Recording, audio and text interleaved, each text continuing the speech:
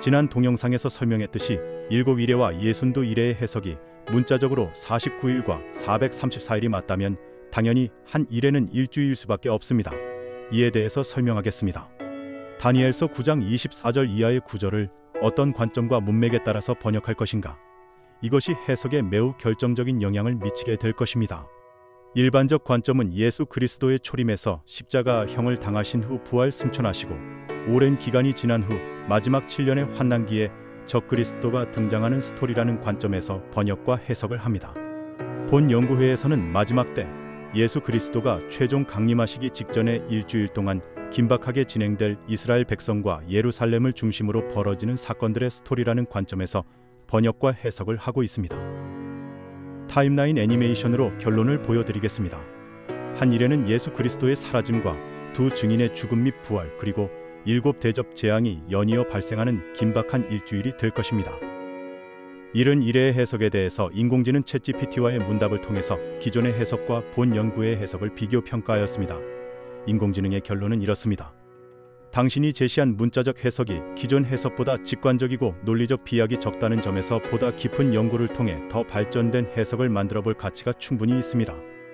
성경은 누구나 이해할 수 있도록 기록되어 있지 않습니다. 하나님의 택하신 백성들만이 깨달아 알 수 있도록 설계되어 있다고 할 수 있습니다. 땅 위에 제멋대로 녹아있는 눈덩이 각각을 뚫어지게 한참 들여다본다고 무엇인가를 이식할 수는 없습니다. 눈덩이들을 연결지어서 볼 수 있어야 합니다. 이처럼 성경의 통일성을 전제로 관련 구절들을 모아서 함께 숙고해야 합니다. 따라서 다니엘서와 요한계시록은 함께 연구해야 올바른 해석의 방향을 잡을 수 있습니다. 먼저 다니엘서 9장 26절을 살펴봅시다. 네 가지의 역본을 비교하여 보여주고 있는데 주요 지점에서 번역에 상당한 차이가 있습니다. 동일한 원문을 가지고 번역을 한 것인데 역본마다 분명한 차이가 있습니다. 읽는 사람의 입장에서 우선 메시아의 살해 여부가 분명하지 않습니다. 또한 장차 올 통치자는 누구인지 분명하지 않습니다. 또한 성과 성소를 파괴할 주체 및 홍수와 전쟁을 직면하게 될 주체가 누구인지 알기가 매우 어렵게 되어 있습니다. 이제부터 다니엘서 9장 26절의 원문 분석을 해보겠습니다. 개역 개정본에서 끊어져 없어질 것이라고 번역된 부분의 첫 번째 동사는 카라트인데 자르다, 베어내다, 죽이다 라는 다양한 의미가 있습니다. 이를 권위 있는 하롯이라는 사전에서 그 용례를 찾아보면 다니엘서에서는 to disappear, 즉 사라지다는 의미가 적절합니다. 개역 개정본에서 끊어져 없어질 것이라고 번역된 부분의 두 번째 동사는 아이인데 없음, 아무것도 아님이라는 의미가 있습니다. 역시 하롯이라는 사전에서 그 용례를 찾아보면 다니엘서 9장 26절에서는 헤즈 나틱, 즉 노석세서 우리말로 아무것도 가지지 못했다인데 그 의미는 후계자가 없다는 것이 적절한 것입니다. 개역계 정본에서 한 왕의 백성이 와서라고 번역된 부분의 중요한 단어는 하바아인데 이는 정관사와 보아라라는 동사의 분사 형태가 합쳐진 명사적 용법입니다. 보아라는 동사는 들어가다, 나오다, 임하다 등의 다양한 뜻으로 사용됩니다. 역시 하롯이라는 사전에서 그 용례를 찾아보면 집으로 돌아온다는 의미도 있고 하나님의 임재를 의미하는 용례도 있습니다. 따라서 다니엘서 9장 26절에서는 그 돌아오는 자로 번역하는 것이 적절해 보입니다. 주요 단어들의 용례를 연구해본 결과 본 연구에서는 이 구절을 그리고 예순두 이래 후에 메시아가 사라질 것이나 그의 후계자는 없습니다. 그리고 그 돌아오실 통치자의 백성이 그 성과 성소를 무너뜨릴 것입니다. 그리고 그의 끝은 그 홍수와 함께 그리고 끝까지 한 전쟁이 황폐케 하도록 작정되어 있습니다. 로 번역하였습니다. 본 연구의 새로운 번역에는 다음과 같은 의미들이 담겨 있습니다. 69일에 동안 예루살렘의 회복과 건축을 주도했던 메시아 통치자는 사라지지만 다시 돌아올 것입니다. 그렇기 때문에 후계자가 필요 없습니다. 성읍과 성소를 무너뜨릴 주체는 돌아올 메시아 통치자의 백성입니다. 힘들여 건축한 성읍과 성소를 잠시 동안이나마 마귀의 세력들이 더럽혔기 때문입니다. 메시아 통치자의 백성은 홍수를 직면하게 될 것입니다. 이는 요한계시록 12장 14절 이하에서 이스라엘의 남은 자들을 상징하는 여자가 홍수에 직면하는 그 사건을 의미하는 것으로 추정됩니다. 또한 끝까지 전쟁이 있을 것인데 그 전쟁의 대미를 아마겟돈 전쟁이 장식하게 될 것입니다. 결론적으로 이렇게 번역함으로써 요한계시록의 마지막 때의 사건들과 조화를 이루는 해석이 가능해집니다. 이제 9장 27절의 해석으로 넘어가 보겠습니다. 보시는 바와 같이 번역본마다 많은 차이가 있습니다. 주요 부분을 비교해 보면 역시 불분명한 부분들이 있습니다. 첫 번째 의문은 누가 언약을 맺는 주체인가 하는 것입니다. 또한 언약을 맺는다는 것은 무엇을 의미하는가 하는 것도 모호합니다. 적그리스도가 평화협정을 맺을 것이라는 주장이 있는데 이 구절에서 그런 의미를 확장하는 것이 타당한지 의문이 들지 않을 수 없습니다. 두 번째 의문은 가증한 것의 정체입니다.